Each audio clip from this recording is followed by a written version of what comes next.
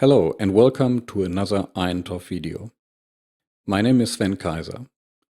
In this video we will learn about IONTOF's patented extended dynamic range option for the reflectron time-of-flight analyzer.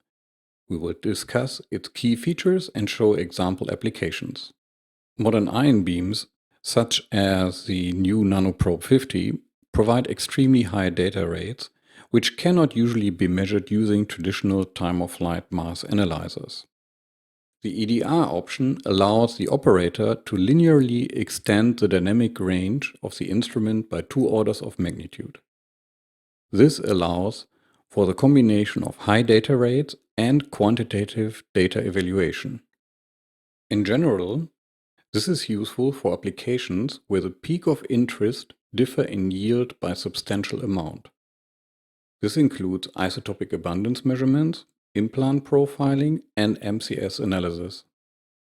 Almost all TOF-SIMS instruments use single ion counting, which, as the name suggests, means we can detect one ion per channel per cycle. This is shown in the red curve on the graph. By utilizing Poissonian correction, this can be increased to about 5 to 6 ions per channel per cycle. However, anything above this results in data limited by the saturation of the detector.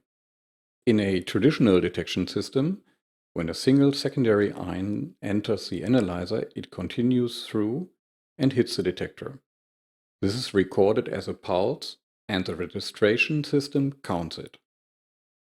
However, if multiple secondary ions, in this case here 10, hit the detector at the same time, we get a larger signal, but we can still only register the single ion event. IONTOF's unique EDR technology allows us to remove this limitation.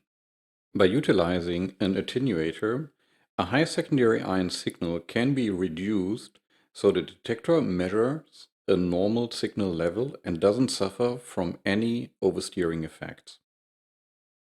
The registration knows that the secondary ions went through the times 10 attenuation path, so it corrects the signal by the same amount. A second attenuator is available for signals with even higher count rates, in this case times 100.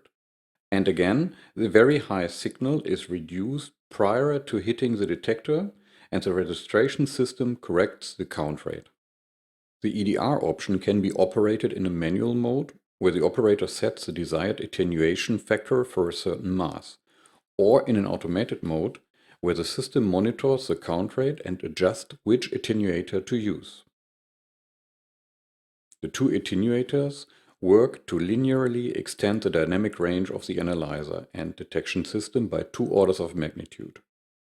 The area of the graph, shaded in blue, shows the portion where the system utilizes the EDR attenuators.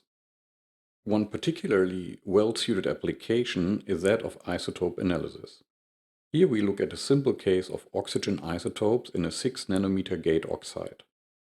If we operate the instrument without EDR but with full target current from the primary ion beam, we can see that we get a nice linear detection of O18 with good statistics, but the O16 signal is saturated. In instruments without EDR capabilities, the user would probably reduce the primary ion current, so the O16 signal is not saturated, but this leads to a lower sensitivity for O18 with large statistical errors. The EDR option allows us to perform the analysis with maximum target current and then send the O16 ions through the times 100 attenuator.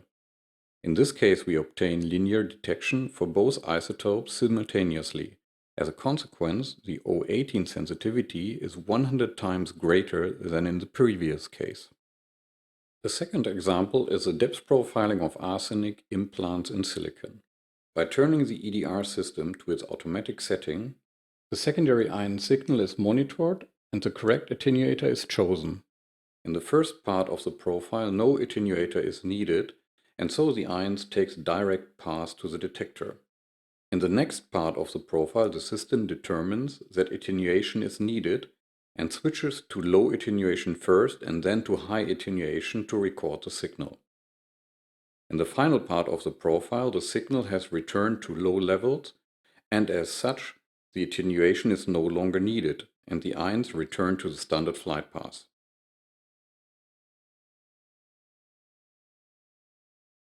So in summary, the extended dynamic range option provides a linear increase of the dynamic range of 2 orders of magnitude, which allows for quantitative data analysis at high data rates. This is especially useful for applications such as isotope analysis, implant profiles, or MCS analysis. For more information on our wide range of surface analysis instruments, check out our webpage at IONTOF.com. My name is Sven Kaiser, and I hope you enjoyed this small video.